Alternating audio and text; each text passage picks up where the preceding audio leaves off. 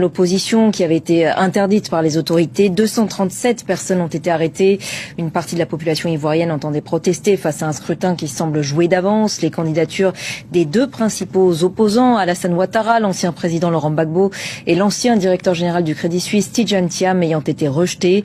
Écoutez les précisions de notre correspondante sur place, Julia Guggenheim.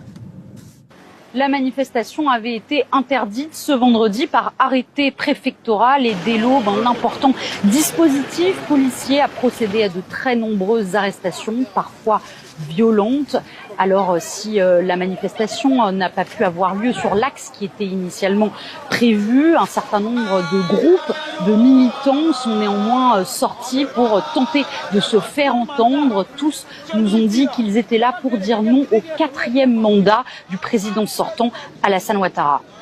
Nous sommes mobilisés pour dire non à cette dictature à laquelle nous sommes face. Les Ivoiriens disent non parce qu'on veut que nos candidats soient sur la liste électorale pour pouvoir exprimer notre vote. Aujourd'hui, nous nous tenons dans les rues afin de faire entendre nos voix. Mais les forces de l'ordre nous empêchent de manifester pacifiquement. Ils nous lancent des gaz lacrymogènes et nous pulvérisent avec tout et n'importe quoi. On dit non et force au peuple, que la démocratie règne.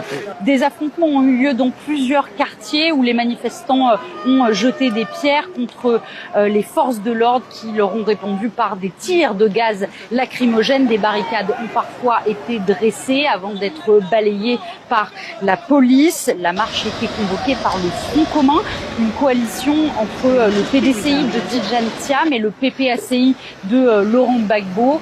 Les deux poids lourds de l'opposition sont tous les deux exclus de l'élection présidentielle qui doit se tenir le 25 octobre prochain. Dans l'actualité politique en France, Sébastien Lecornu